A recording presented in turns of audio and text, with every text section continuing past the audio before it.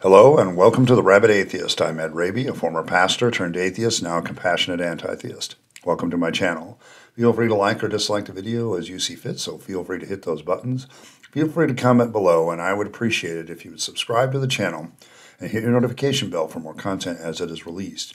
You're also free to share my videos as much as you like because the purpose of this channel is educational in regards to atheist and deconversion issues and any issues related to those issues. A hearty shout out to the Rabyd Nation. Join the nation by hitting that subscribe button. And if you want to support the channel in a more personal way, hit the join button, and your membership options that will lead to citizenship in the Rabyd Nation will be presented to you. Today I want to continue on in my series of deconstructing spiritual disciplines. And I want to talk about, as we're kind of shifting here, I've been using Richard Foster's list of 12 spiritual disciplines. And he labels those first 4 disciplines, as inward, changing your inward nature. And now we're switching to more outward disciplines where we're expressing that change in inward nature and learning about our inward nature through outward expression. And the first one that he starts with is called simplicity.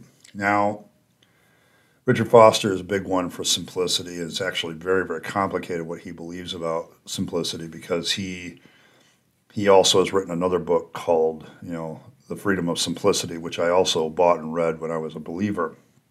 And the thing about him is not so much that he is trying to get people to live like his Quaker root lifestyle, although there seems to be a little bit of that.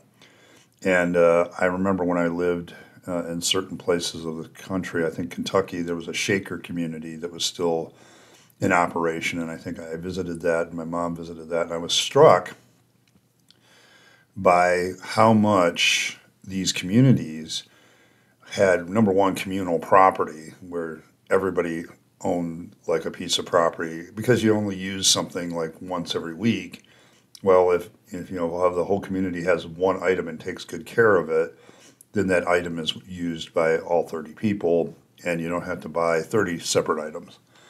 So the idea of simplicity, I guess if you wanted a good modern equivalent, it's the minimalism, it's the essentialism, and I still have those as parts of my philosophy, but I think when Richard Foster talks about it, he talks about simplicity as an outward expression of spirituality. In other words, you're demonstrating your spiritual life by living a simple lifestyle. And he goes really into depth in that in Freedom of Simplicity, which I don't remember most of that book. That didn't strike me as much as some of the things he said in Celebration of Discipline, for instance, about simplicity. The idea behind a spiritual discipline of simplicity is basically you're not wasting your time on stuff that doesn't lead anywhere. You start to focus and bring your life down to a more simple course of action. And, it appeals to this desire to de-stress our lives.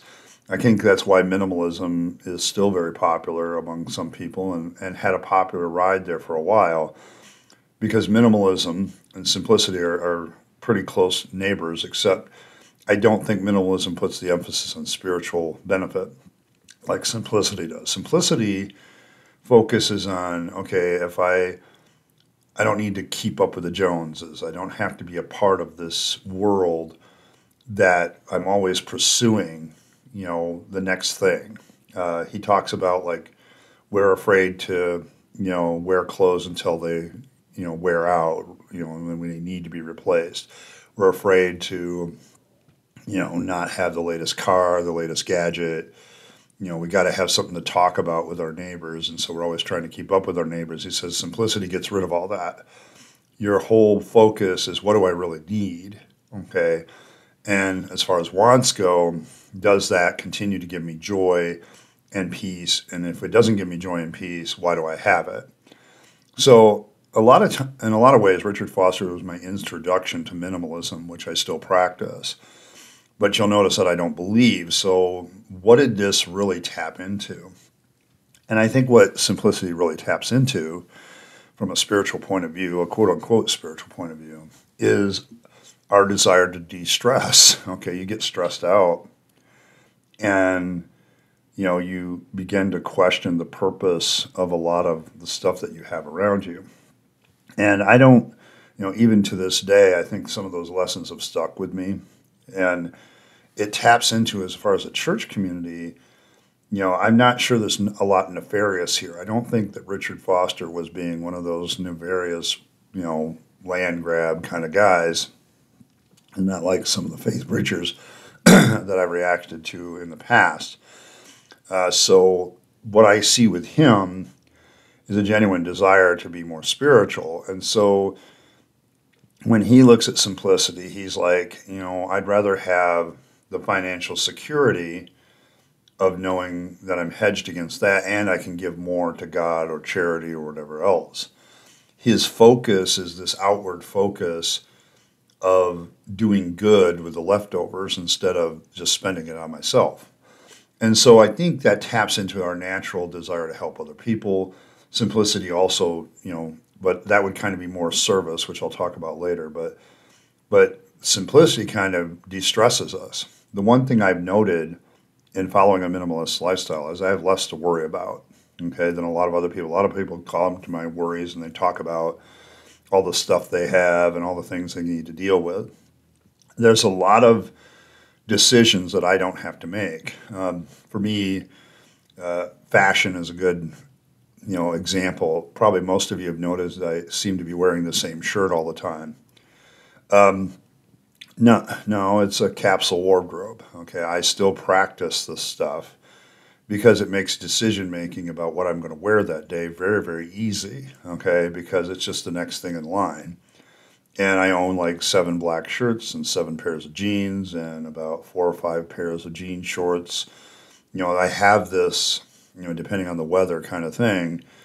And, it just kind of helps me de-stress about that decision. And I didn't realize this, but I think probably the reason simplicity appealed to me so much, even as a believer and now still as a non-believer, is from an autistic point of view, routine and not having stress over decisions is a big thing. Having where everything's automatic. You stress over the decision to make the routine, and then once you have the routine, you just do it. And then there's no stress. And it's kind of a stress management tool. But I've also noted by having less stuff, I have less things to worry about. I don't, the funny thing about even now is if I were to move, it would take me a day. I can literally, well, maybe 2. I'd pack up one day and move the next. It wouldn't take me very long because I just don't have a lot of things. This has gone over into things like my diet too, keeping my diet simple and uniform, backing down on the number of meals, things like that. I have a car that works, and I'm going to keep it running for as long as possible. Why? Simplicity, minimalism, And I think it taps into that de-stressor, And, what did the church use this for? I think that a lot of these more aesthetic communities use simplicity as a way of unifying the people. You see a lot of more unity and a lot of more... the thing about simplistic communities that are religious, you don't see them being very evangelical, They just live their life of Christianity or whatever in hopes of attracting people. They tend to be, very focused on that lifestyle and doing that instead. I live in an area in Michigan where there's a lot of Amish communities, and you'll see them on their buggies, and you'll see them. To me, that's more time consuming, than jumping in my car and turning the ignition. But, to me, that's still simple. They don't have electricity in their homes, which adds a whole new dimension to simplicity. I'm not willing to go that far.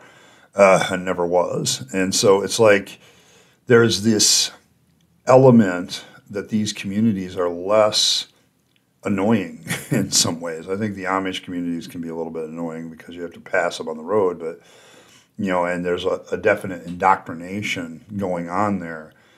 But it's not an indoctrination that I don't think is detrimental to society necessarily. It's detrimental to the people in it because they only have one viewpoint of it. And the simplicity of that lifestyle taps into that. You don't have a lot of decisions to make.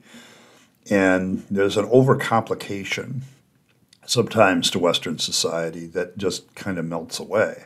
There's a reason why a lot of people are trying to get back to basics, and I think it's the de-stressing of it and getting back to simplicity and not being so emotionally involved. So I think the churches that practice this, or it's part of their culture, tap into that desire to get away from it all and just not have so much stress. And I've recognized that in my own minimalist, essentialist followings, that I find myself a lot less stressed than other people, and that's good for me. I already have enough between hypersensitivity and autism and my natural personality. I already have enough to get anxious and depressed about, and living the minimalist this lifestyle allows me to have less things to be stressed about. So I think anybody can kind of benefit from minimalism, simplicity, whatever you want to call it. And so, yes, an atheist can benefit from it too. And I do. And so this one I don't really have a lot of problems with. I think it taps into a natural thing. Now, one could say, well, then you save a lot of money, and that's more money that can be given to the community or the church or whatever. And that's very, very true. For me, living this lifestyle allows me to keep I don't need to work a big job to survive, okay? And a lot of other people around me in my area work a lot of the same jobs, similar jobs to me, and they're always struggling, okay?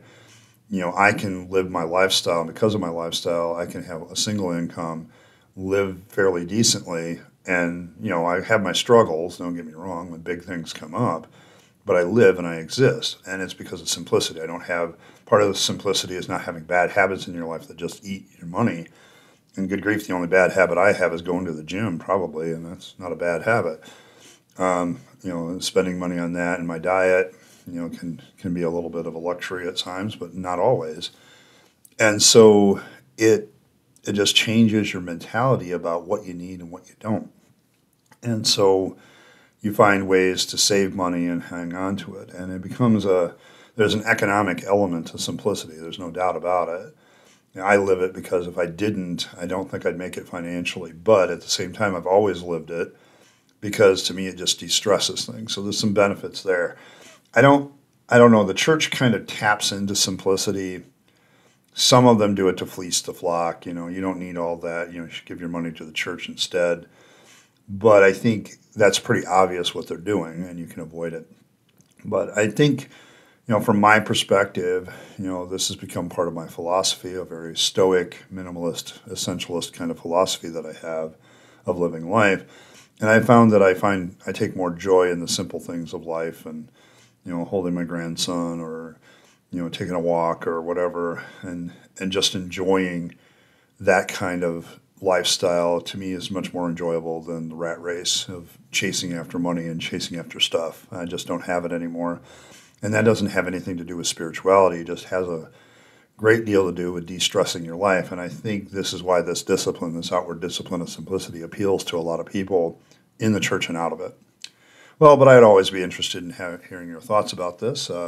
This is just me getting on my soapbox. I mean, from a deconstruction point of view, I don't know if you need to get rid of a lot of this simplicity. And from a reconstructing, I think it's a big part of the thing that you can take into your home, into your new home, so to speak, and still use, okay, and allows you to focus on how to rebuild your life in a more, a focused point of view, a more essential point of view, instead of racing after whatever you want. And I kind of do that with relationships too. So to me, it just works. And so you don't have to, this is one of those examples of a discipline that you don't have to discard 80% of it. There's like 20% of the spiritual woo part you can dump off, but the rest of it you don't. But I, of course, will be interested in what other thoughts you guys have, or any other things that you have about simplicity or minimalism or essentialism, and just kind of, let it go in the comments. But to me, this was one that was really easy to deconstruct from, and really easy to take over and help me reconstruct with. And so it tapped into something very natural to a lot of human beings, and it doesn't have anything to do necessarily with spirituality. But I'll be interested to hear what you have to say. Thanks again for stopping by. I appreciate every like, share, and subscribe. As always, live your best life because you only get one go around and then it's over. So make sure you're taking your time, your money, and your opportunities and spending them in a very minimalistic way to build yourself up, build your relationships with the people you love and care for, and make this a better world. And don't waste that on the trappings of religion and faith because that's a dead end. I speak from experience. And as always, thanks for stopping by, and I'll catch you next time.